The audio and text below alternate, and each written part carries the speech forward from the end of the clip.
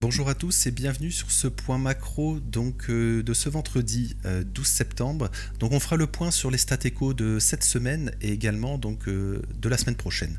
Je fais la vidéo aujourd'hui parce que tout simplement comme la semaine passée on n'a pas eu ce vendredi est assez calme niveau news éco. Donc vous aurez donc la vidéo pour aujourd'hui et pour ce week-end et surtout avant la semaine prochaine.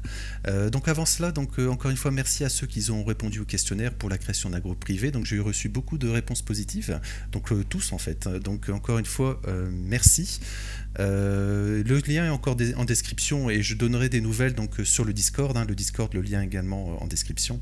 Je donnerai donc des nouvelles dessus et également ensuite sur YouTube. On va commencer donc par les stats éco. Lundi, il n'y avait pas grand-chose. C'était surtout finalement mercredi et jeudi. Alors mercredi, on avait eu les prix à la production. Alors pour revenir dessus, prix à la production, on avait ici voilà, on avait un forecast donc à 0,3 plus 0,3 et on a eu moins 0,1.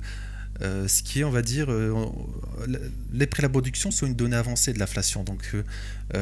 Si on regarde par exemple, on a eu surtout une révision aussi du mois de juillet, on était à plus 0,9, on a eu plus 0,7 révision, et donc là on repasse en négatif sur le mois d'août. Donc généralement, sur les prix à la production, oui, on a un mois d'avance environ sur, par exemple, l'inflation. En passant sur l'inflation qui était les datas de jeudi. L'inflation, on attendait corps inflation était conforme aux attentes. Corps inflation, je le répète, c'est hors alimentaire et énergie. Et surtout, on a eu une hausse finalement de l'inflation en général. On avait un forecast à 0,3 et ensuite on a eu donc plus 0,4. Et surtout par rapport au mois précédent, on était à 2,7 et maintenant on a 2,9.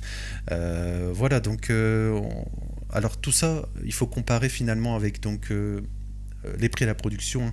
En fait, on a eu les datas de août sur l'inflation à plus 0,4 ici. On avait justement en juillet une hausse des prix à la production de plus. Alors, moi je pensais que ça aurait été plus parce qu'on était sur des datas plus 0,9, mais finalement on a plus 0,7. Il y a eu une correction. Donc finalement, on a eu une petite hausse, mais pas non plus incroyable sur l'inflation. Mais les prix à la production, encore une fois, ont bien anticipé l'inflation avec un mois d'avance. Donc ça voudrait dire qu'en août, on est à moins 0,1. Ça voudrait dire que pour les prochains chiffres, donc ça sera en octobre, c'est un peu compliqué, je vous l'avoue, enfin avec les dates.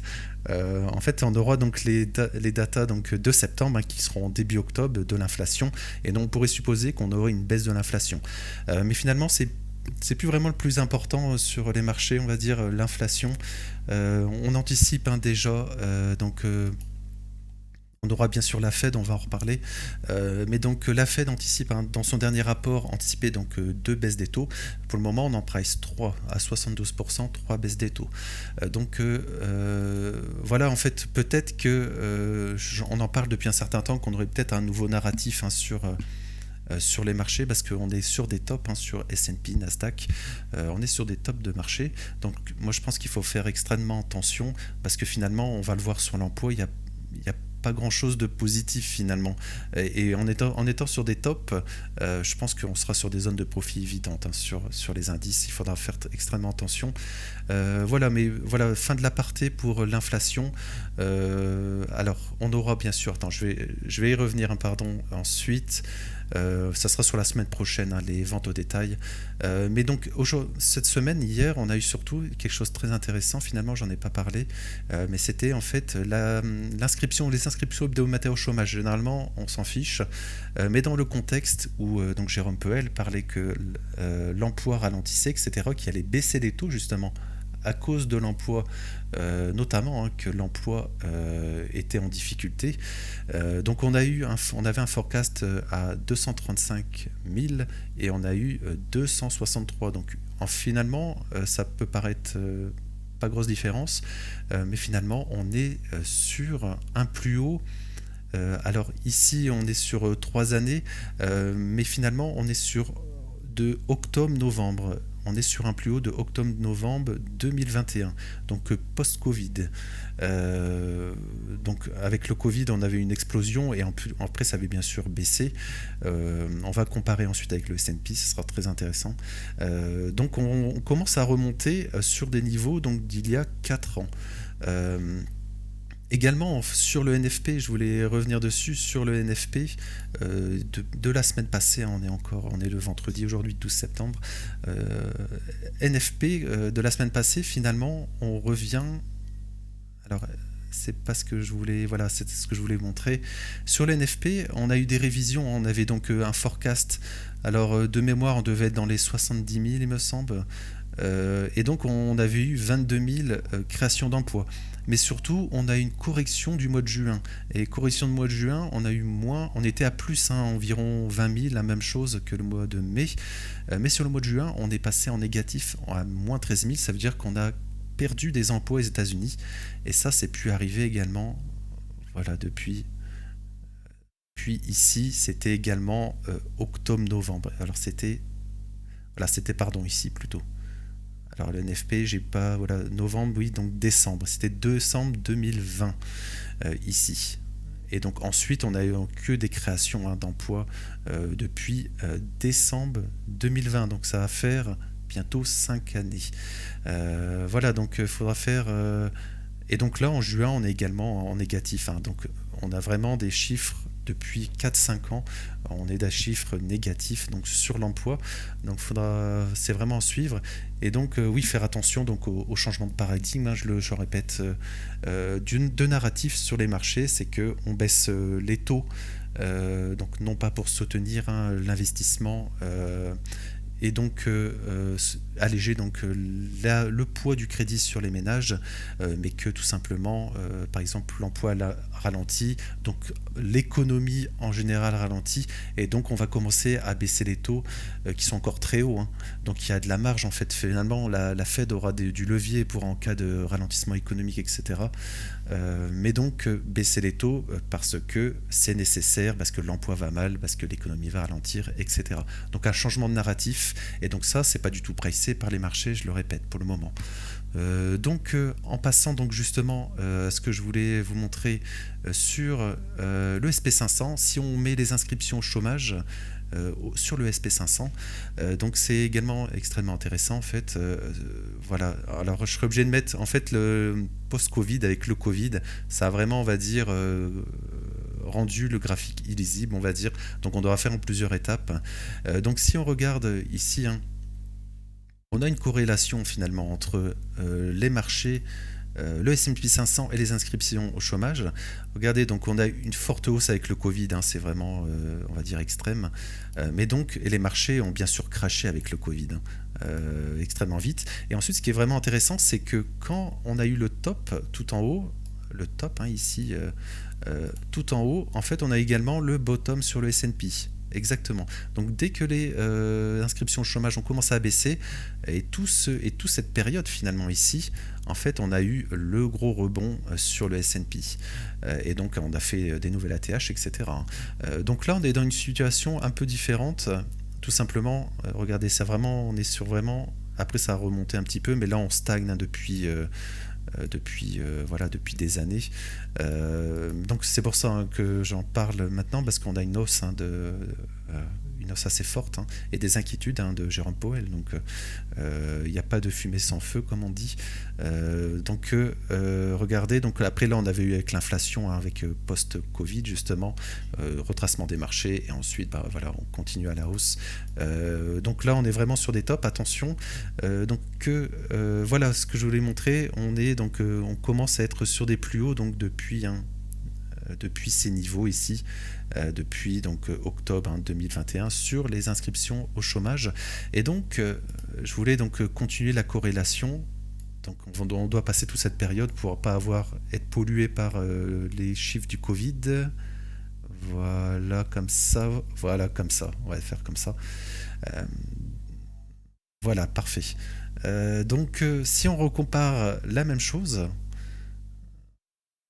voilà, Regardez. Donc ici, on est, j'espère que c'est visible, on va peut-être zoomer, dézoomer ensuite, mais tout simplement, voilà, on a eu, en fait, ici, à ces niveaux, on va zoomer après, hein, ici. Ces niveaux, c'était 2008, crise des subprimes, hein, crise des subprimes, forte hausse des inscriptions au chômage et gros crash des marchés, hein.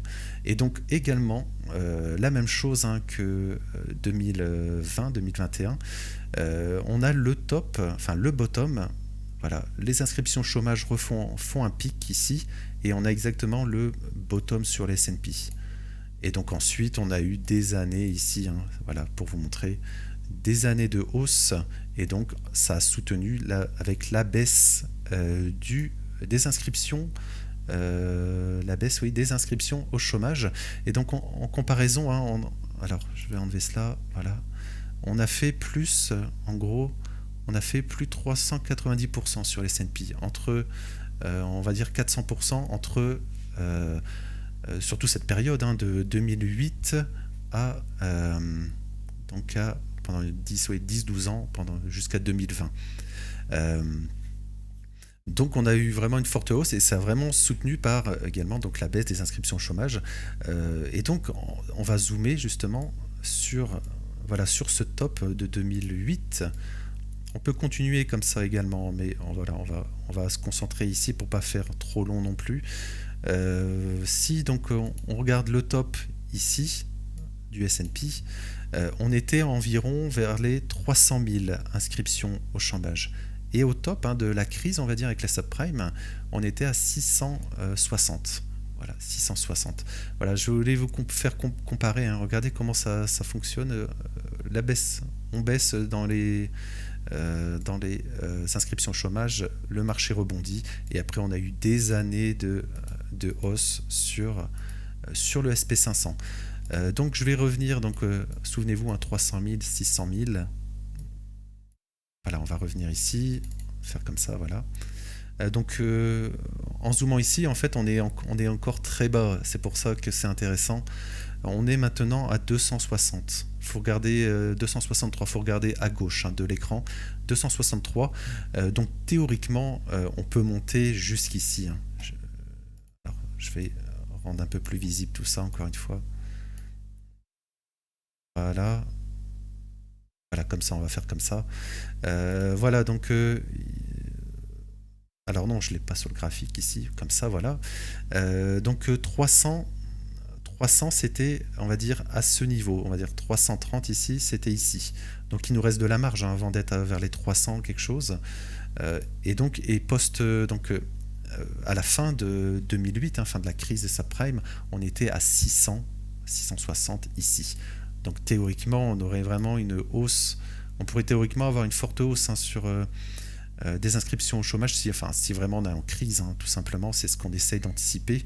Et donc théoriquement, sur le S&P, on pourrait vraiment retracer à la baisse. C'est pour ça que je fais cette vidéo. Si on reste en corrélation comme ici, il faudra faire extrêmement attention. Donc ici, voilà, comme en 2008 finalement. Voilà, comme en 2008 avec la crise de subprime, on avait eu ici, voilà, ici on avait eu un moins 50, oui, moins 60, enfin 56%. Alors ici, si on refait la même chose, hein, ça sera, je ne sais pas si ça sera au même niveau ici, mais donc, voilà, on va revenir ici. Si on fait un peu la même chose, ça nous ferait, si on fait moins 50 par exemple, alors je ne sais pas, hein, bien sûr, si on va faire moins 50 ou autre, mais donc on viendrait sur des niveaux, oui, voilà. Voilà, on reviendrait sur des niveaux comme on prendrait ici, bien sûr. Ça, c'était post-tarif, hein, ce niveau ici. Et donc on reviendrait sur ces niveaux, et voire même un peu plus bas, hein, pourquoi pas. Voilà, ça serait vraiment un crash boursier, quoi. Donc attention avec l'emploi. Donc il faudra vraiment suivre l'emploi. Donc les prochaines semaines, hein, extrêmement important. C'est pour ça que je voulais vous montrer ça, qui est extrêmement intéressant.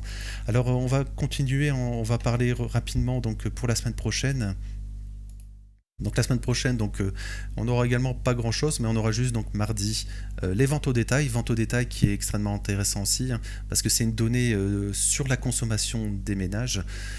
Donc je pense qu'il y avait le forecast, hein, oui. Oui, donc le mois passé, on était à plus 0,5, on a un consensus à plus 0,3. Et donc sur la vente en détail, on est ici. Voilà, donc on devrait avoir une petite baisse. Et donc ça, c'est également une donnée, hein, extrêmement importante pour le PIB, hein. On en parle, hein, des importations, exportations, etc. Ça rentre en compte dans le PIB, hein. Je le rappelle, calcul du PIB, c'est la consommation, consommation plus les investissements. Investissement, il faut faire très attention avec les taux d'intérêt très élevés, hein. Là, on le voit, la part des investissements, c'était au deuxième trimestre, part des investissements dans le PIB était très négatif. Donc la consommation, il faudra suivre. Donc on fait plus investissement, plus dépenses publiques, plus entre parenthèses les exports, moins les importations. Voilà, j'avais déjà parlé, hein, sur les autres vidéos, pourquoi le PIB avait fort monté au deuxième trimestre, et pourquoi il était beaucoup plus bas au premier trimestre. Et donc, bien sûr, je vais terminer par là. On aura donc également la Fed, hein. La Fed, donc ça sera mercredi à 8h. Donc on attend une baisse des taux de 0,25. De 4,5, on va passer à 4,5. Et donc ça sera surtout le reste, hein. Là, c'est quasi sûr que c'est acté. Et donc, est-ce qu'on aura donc deux baisses des taux justement cette année, ou est-ce qu'ils vont en rajouter une troisième?